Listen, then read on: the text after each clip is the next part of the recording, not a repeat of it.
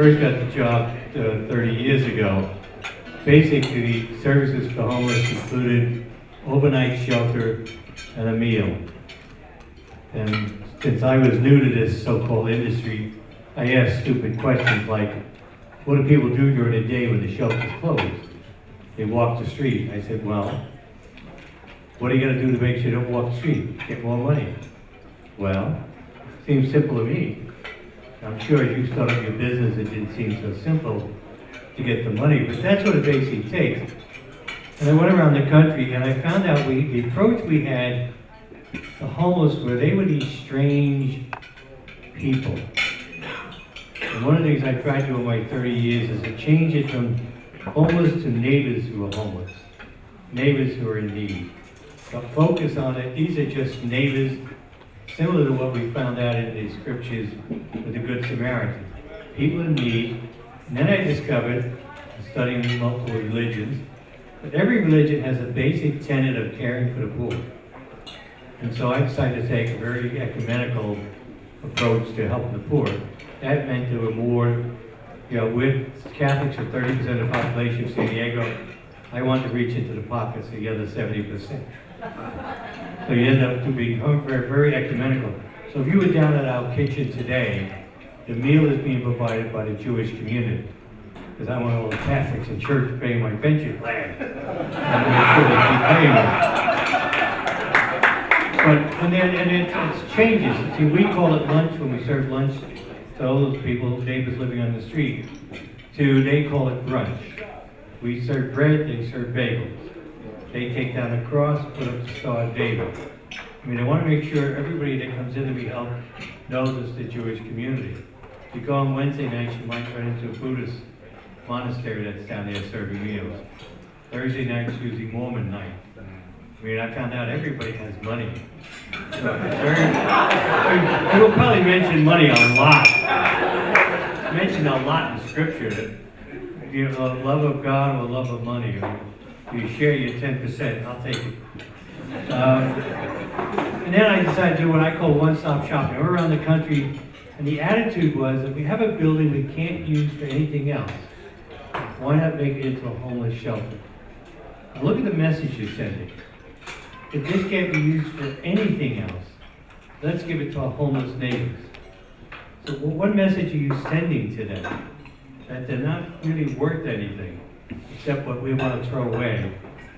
And then I decided that we were going to be different.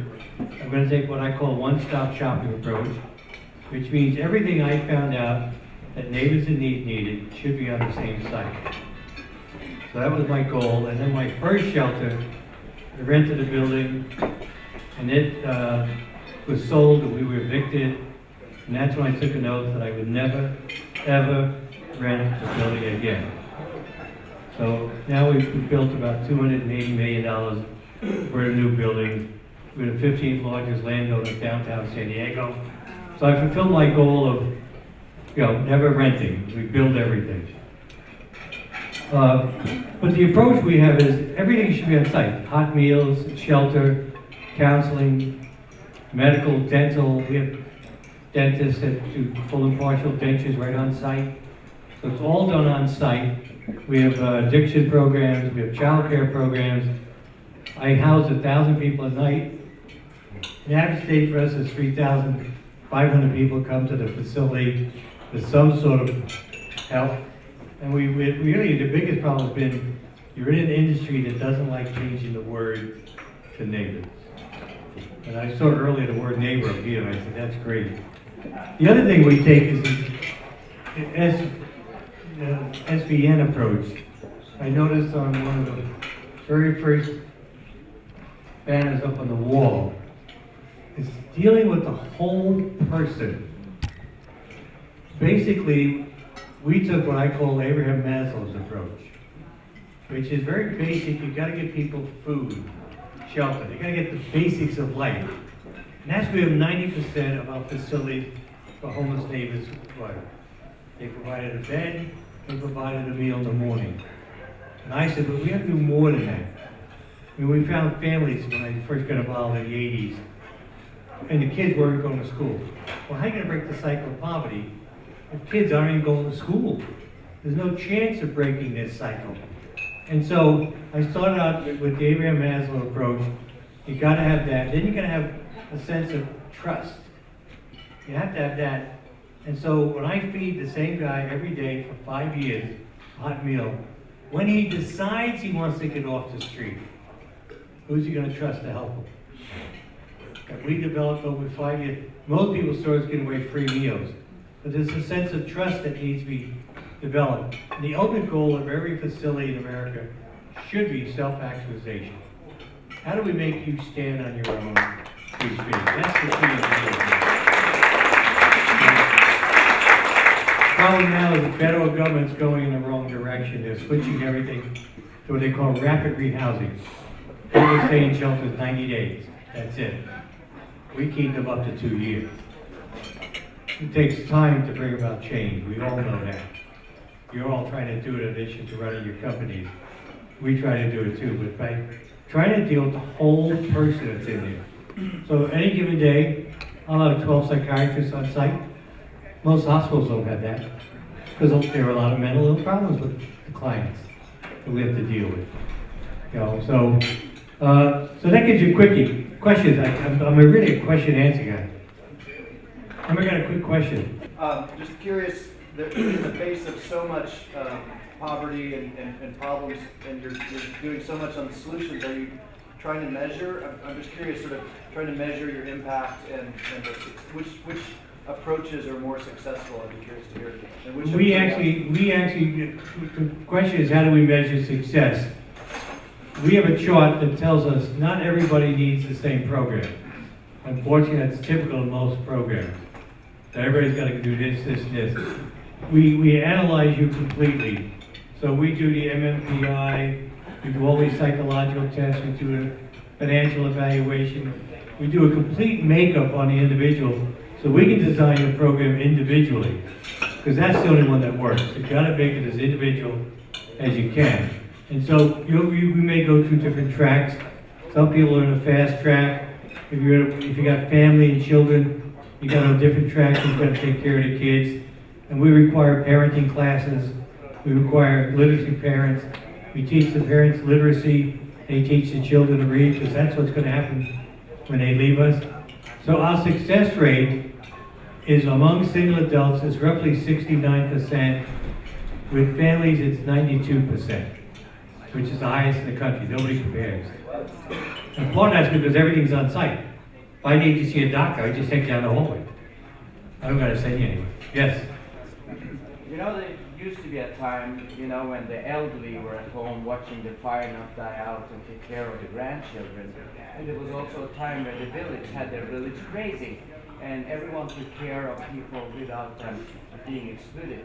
Do you have any examples here in California where you can build communities where you can integrate some of the homeless or the elderly, you know, within communities, or even students are mixed with working populations there, and recreate a little bit that feeling of village? The only problem with that is, you know, we've created a bad image of homelessness over the years. Because you go to City Hall, I go to City Hall to get permit or anything. The crowd that was, the homeless are bad for the neighborhood. The crowd, say the homeless do rapes and crime and all this stuff. So the image has been built up. It's going to take a couple of generations to change the image from homeless to neighbors, from mentally ill to next door neighbor who has a mental problem. We've got to try and change the image, and that's very difficult in this environment because most of the stories you'll see, homeless guy mugs somebody, homeless guy beats somebody up. That makes the headlines. Homeless guy gets a new job, don't make the headlines.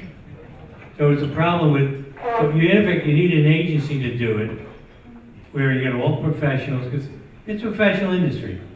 You know, I always hate people that drive downtown, park their car, and feed the hungry. Excuse me, in San Diego, there's 5 kitchens every day. We don't need you coming down and giving out sandwiches and bread, you know, paper thrown all over the street and messing up the neighborhood. Because then people go by and say, see what happens to the homeless from St. Vincent's? It's got nothing to do with us. People come downtown and give away clothes. Give it to the agency, which are the professionals in your community. Realize that's what they're there for. You work through them, and then you're doing the same thing. You're creating a community of professional people whose job is helping neighbors in need. All right. Okay? So I'm big on supportive agencies. Father Joe, thank you. Thank you for your work. Can you speak at all about the situation with all the veterans returning? And are you having that experience here? The homeless, not able to work, mental health issues? Well, there is a population among the homeless that are veterans. And we used to say it was all Vietnam veterans. And then we realized there were Grenada veterans and Panama veterans. There are people who, when they hear a gun go off, crack up. Others will hear it, move on. And a certain percentage of that will become homeless. And it's about the same percentage you're going to find among the general population. We focus on them because they're veterans. But it's about 0.5% of a population becomes homeless. And I don't care where you're from, Boulder, Colorado in the snow, it's the same percentage of homeless as San Diego in beautiful sunshine. It's the same everywhere. Okay, so it's a normal population thing that happens. I used to say years ago, fastest growing city in America is Las Vegas. Fastest growing heart population, Las Vegas. Fastest growing cancer population, Las Vegas. Because a certain percentage of your population is involved in every part of life. A certain percentage of veterans come back and they become homeless. It isn't in some ways people want to blame the wars and all this. It's normal for that percentage to become homeless. What isn't normal is that we didn't treat them right. We didn't provide facilities for them. We didn't have VA facility development homeless programs as we do today. I mean, our Congressman Bob Filner, who now is our crazy mayor, really put a lot of veterans benefits in for the homeless population. But it's a matter of, so we got to realize, but that's a beginning because you can get access to VA services. You get access to a lot of benefits for those who have become mentally ill and end up living on the streets that are veterans. So it is 40% of the population is veterans. Yes, thank you, Father Joe. Can you talk a little bit about the transition in jobs as well as in housing as people come out of your shelter? If you have partnerships or relationships with other agencies or entities, and what that might look like? What it used to happen, people would go through our program, and then they move out, and then we found out there's very limited housing for them, and normally it wasn't very good housing. So we have been building 4 or 5 projects in a row now of low-income housing, and we copied a lot of ideas out of San Francisco, which is one of the first cities to build low-income housing in this downtown area, because it's high rises, it's a different population. You develop all kinds of partnerships. We have 40 agencies we partner with to help us job training. We partner with the city colleges that come in and run programs. For us, education's the key. 40% of the homeless can't read and write.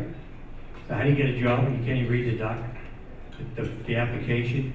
So you need to have literally a complete education program. They can earn their high school diploma while they're with us. So we have a high school diploma program in the building. But the big thing is to get inquiry. The job market's a little tight right now, but we've been so successful, a lot of companies call us first when they have openings. They've had such a good relationship with our clients and stuff. Yes, whoever got the mic. I do. Could you please talk a little bit about former foster youth, as these 18-year-olds, and now in California the law's changed to 21-year-olds, they're move on from the foster care program and the support that they get. And that population has terrible statistics, is spiraling into 50% of homelessness and joblessness for a few years. Can you please speak to how, if you work with that? Well, I actually have a runaway center for homeless teens, so I do have one of those too. Problem was, at 18, they're out. They're out of the program, they're out of foster care, and I ended up finding out they were ending up in my shelters. And I said, wait a minute, something's wrong.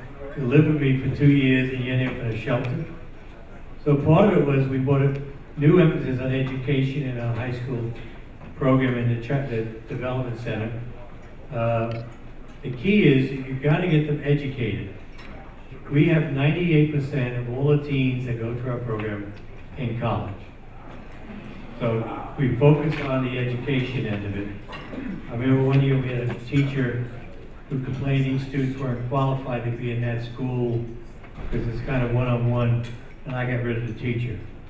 No kid is a failure. We fail if we don't work with them.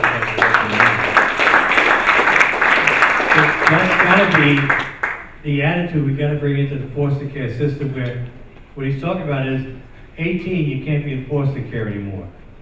So if you didn't have a good foster care experience, like I met kids with 8, 9 homes they were in during their foster care experience. So you try to talk about values. What value you got? You're in 8 homes, they all did it for the money. You know, I mean, so the type of homes, some are great, some aren't. And suddenly there are 18 on the streets, 50 to 70% are in crime, drugs, or prostitution. It's a high rate, so now you're up to where you stay in the system till you're 21. We have to get into a unique housing project called 18 to 26.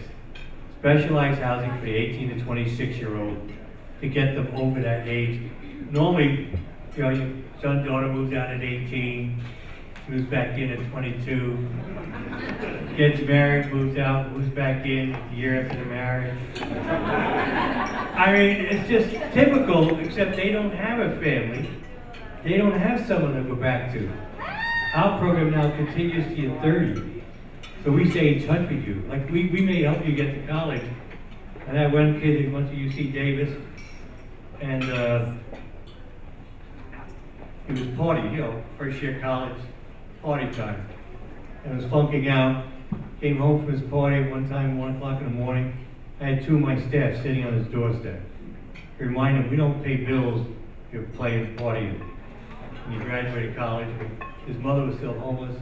We cleaned her up, sent her up there with staff to watch her. And so he could have his mother at his graduation. I mean, there's little things that we take for granted. When you can add them to someone's life, it makes them realize how important life is. That you really can do great things, you know. So, over here somewhere. Father, I saw you on the news this morning, talking about the issue of dumping mental hospitals, dumping people here in San Diego. Can you talk about that? Yeah, just so you know, I get on the news a lot. If you live in San Diego, you can't turn on TV without seeing me. I always tell people they don't see me for a week, I'm probably dead. So this was a story out of Las Vegas where they were getting mentally homeless in the hospitals, putting them on a Greyhound bus to San Diego. So they would end up at Y Villages, etc. And they forget the Greyhound buses go back. So we can give them a ticket to go back home to Las Vegas.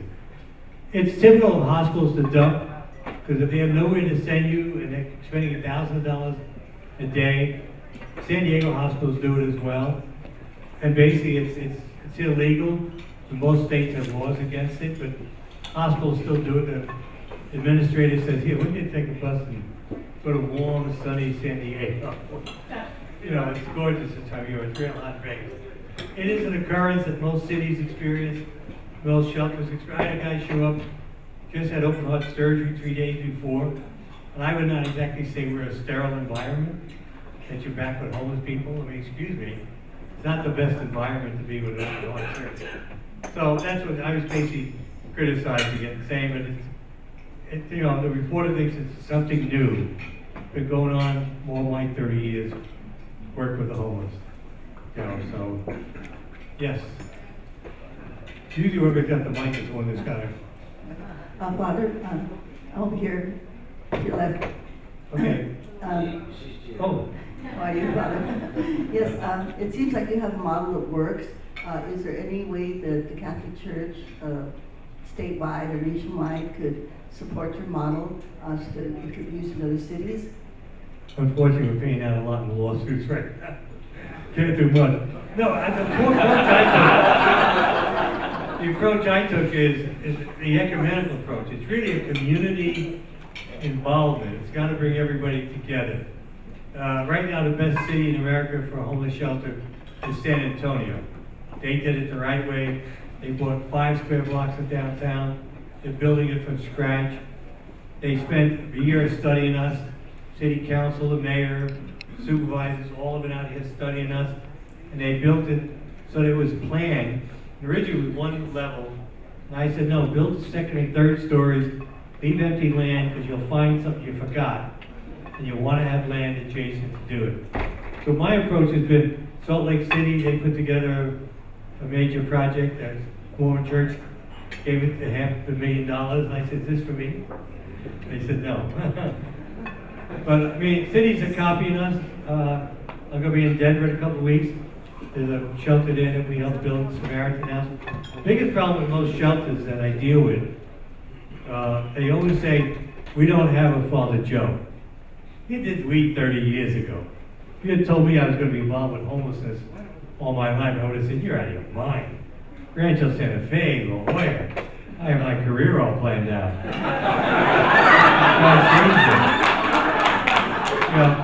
So I think it's important. Actually, this June, the American Bishops will be meeting here in San Diego. So I'm going to invite them to take a tour of the facility. You know, if you're in San Diego and you got time, just give us a call. It's Father Joe and Villages, and just we'll give you a tour. It takes about an hour to go through all the buildings on the one site. You know, we built a lot of buildings. I like building. Yes. Oh. So what is the average stay in the home then? Because if you have all these services, obviously people are there for, many people will be there for a long time. They can stay up to 2 years, but it's a complete program that they work out with a case manager. They gotta have their program outlined, and they gotta live up to it. Otherwise you get a red dot, 3 red dots, you're thrown out. That includes your family if you got a family. We don't accept the rules for anybody. The idea is we realize it's going to take that 2 years for you to go through. I mean, I joke with Catholics. You know, I hear your confession, and you get God's grace, you get my great counseling, and you're still committing the same sin you did when you were a teenager. You know, nothing's changed. So we bring people to the street and say, you got 7 days to change. It ain't going to happen. It takes time for the change to take place and for it to become permanent. I get you off drugs in 30 days. That's easy. Get you off drugs is easy. Keeping you off drugs is the difficult problem. And so I don't want you to go back to the same neighborhood, go back to the same gang, same crowd. You're only going to go right back into drugs. But if I teach you a new career, a new opportunity in life, then I've got you. And that takes 2 years to catch on. And you're all entrepreneurs, right? What's the biggest motivator in the world? Money. Money. Think about it. Money. Guy's in the military. 17 years. He's assigned to Nome, Alaska. He wants to quit, but he's going to stick it out for 3 more years to get his pension. At St. Vincent de Paul or Father Joe's Villages, when you're living there, you pay shared living expense.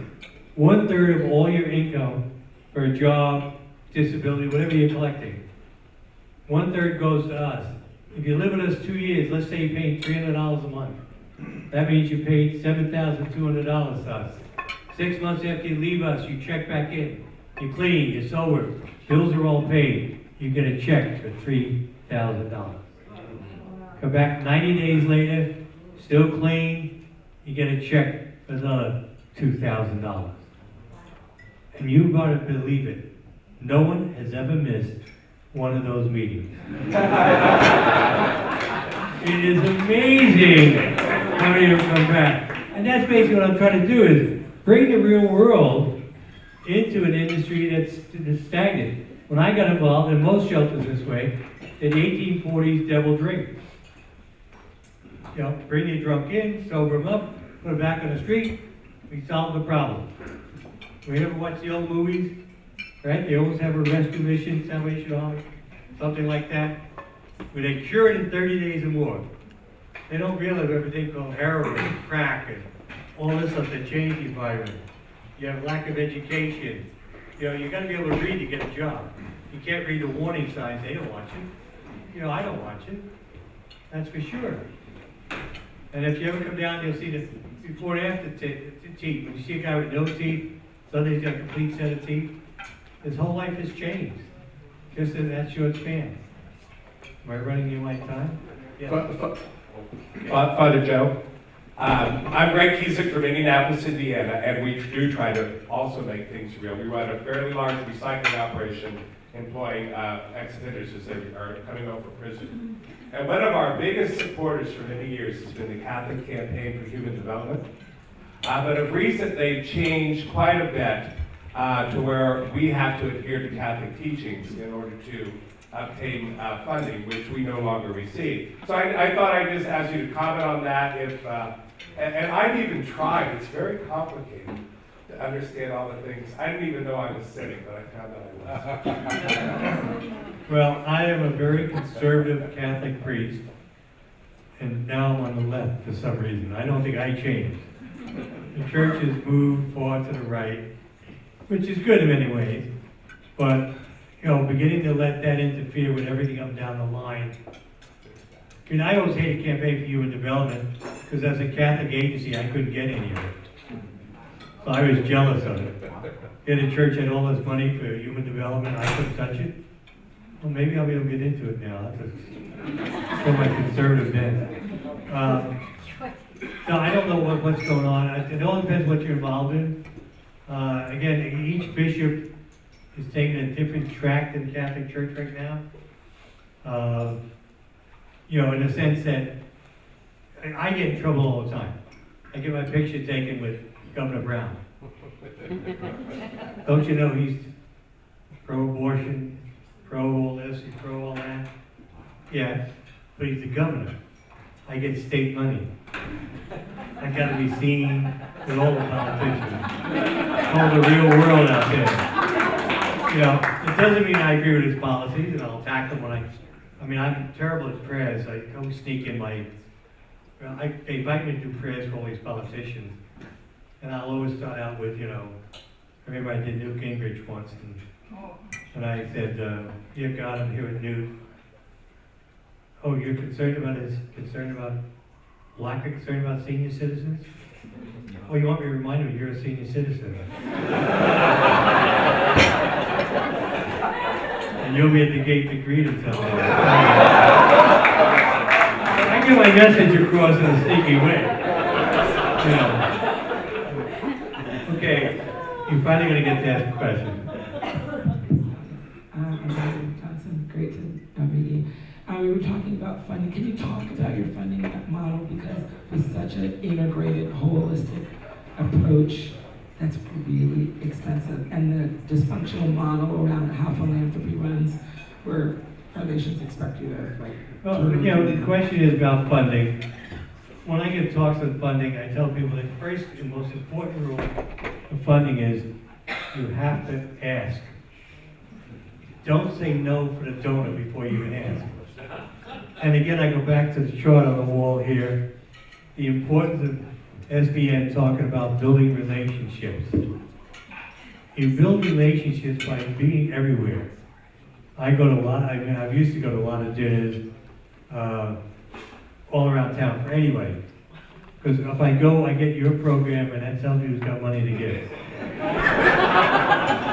See, people feel I gotta make a hit list. No, just go see who hit and was successful and add it to your list.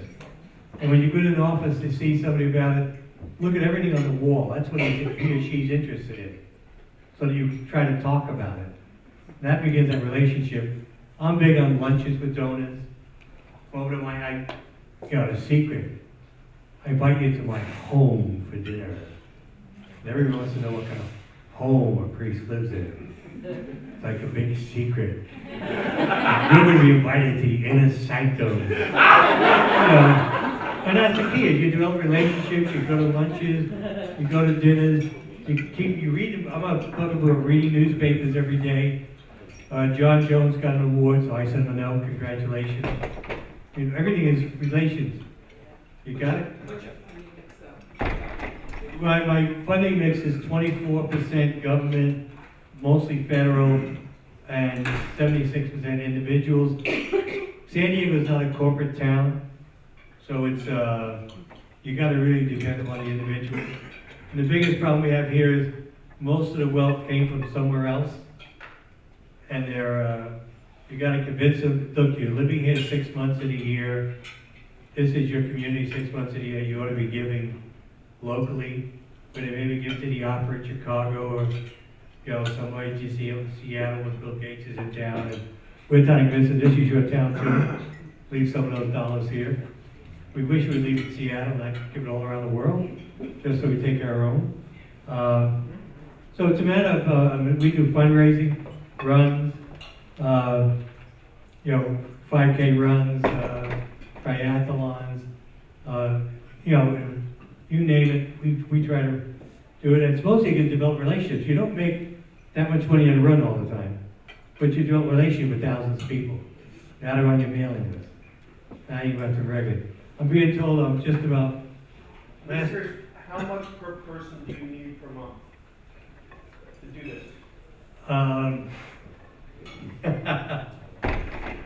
I need roughly $1 million every 2 weeks.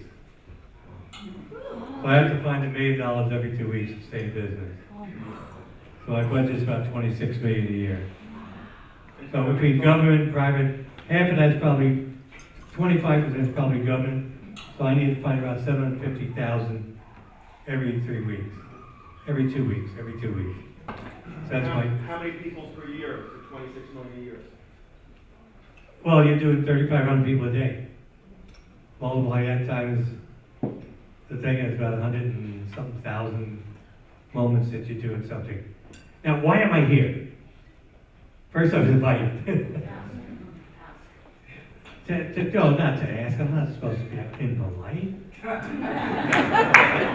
Please. But it is just me to check out the Father Joe mail. And the post office will get it to you. No, really, the reason I'm here is you and I are really wealthy, especially if you stay down here at the Paradise Resort. By that I mean, you know, last night I had a bed. You had a bed. No one in the resort out here is comfortable. And there's 600,000 of our fellow Americans that do not.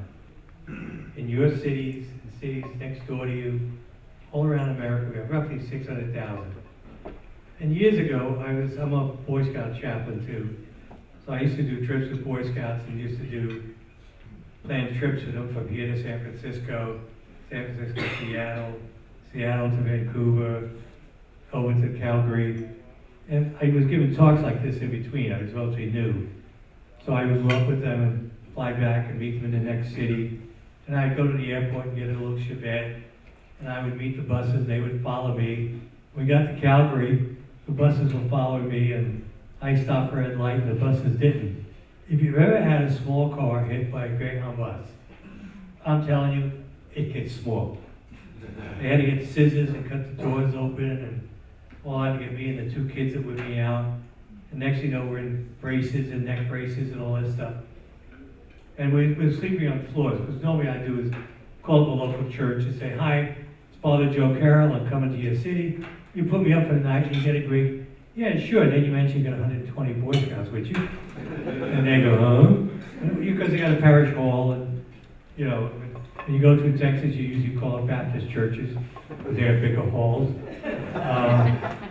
And you know, and at night we sleep on the floor, and at night the kids would help me on the floor. In the morning they'd help me back up. The morning conversation would be like this: Father Joe, can we stay up later tonight? And when you can't get off the floor, because that miserable kid, it's amazing how agreeable you become. And so, you know, I agree on with it. But after I got back home after sleeping on the floor for 10 days, I have a gigantic waterbed. And so when you get in a waterbed, it goes shoo, shoo. That night it went shoo. How rich it was to have a bed. Think about it. You and I take it for granted. And how rich it is to have a bed. and 600,000 Americans in all your cities. So challenge you to get involved in your cities. And I did this. I remember once I had some Boy Scout leaders over once. They said, Father Joe, why do you have such a gigantic waterbed? It takes up your whole room. I said, what's the Boy Scout motto? Be prepared. Pope changes the rules. I'm ready.